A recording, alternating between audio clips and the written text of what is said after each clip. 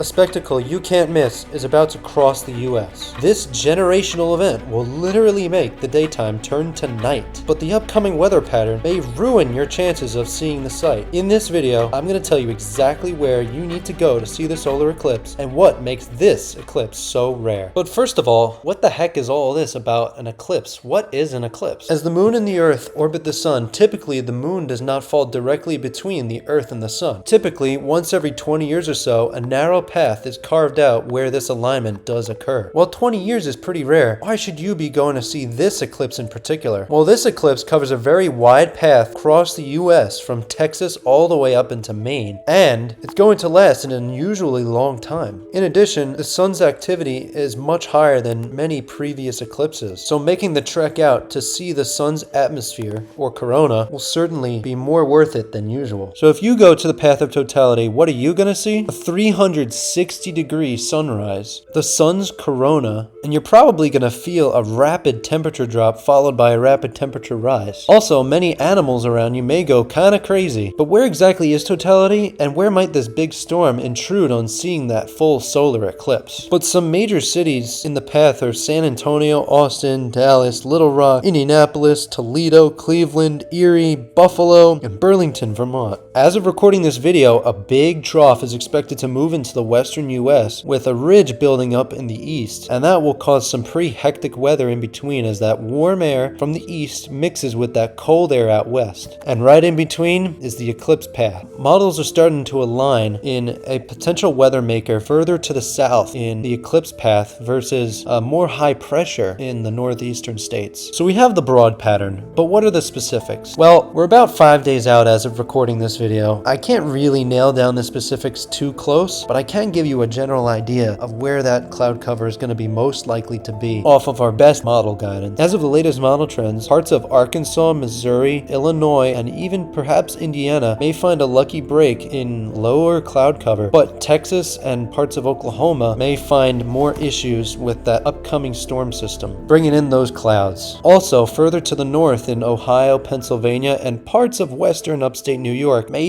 also deal with some of those issues as a first storm system kind of kicks out of the way, but much of New England should remain dry and not very cloudy throughout the whole period. But here's what you've been waiting for, my unofficial forecast on where I think the best viewing positions to see the solar eclipse are. If you plan to go or live in any of these red areas, I'd highly recommend changing your mind. Some of these areas may just be dealing with a lot of cloud cover and you may not see that moon pass right over the sun. Some of these areas may even deal with some rain or perhaps even severe weather as it gets closer. But if you're in the green region, I think that there's a pretty good chance you may be able to view this solar eclipse to its full extent. That is where I would recommend going for this spectacular event. So please do keep in mind that this forecast may change as of recording this video. We are about 5 days out, but we will have a stream on this channel for this solar eclipse and perhaps maybe some severe weather that happens that day. We'll get that solar eclipse on camera for you guys. So thank you so much for watching. If you did enjoy and are taking something out of this, please leave a like and maybe check out this video that YouTube has recommended for you. Thank you and take care.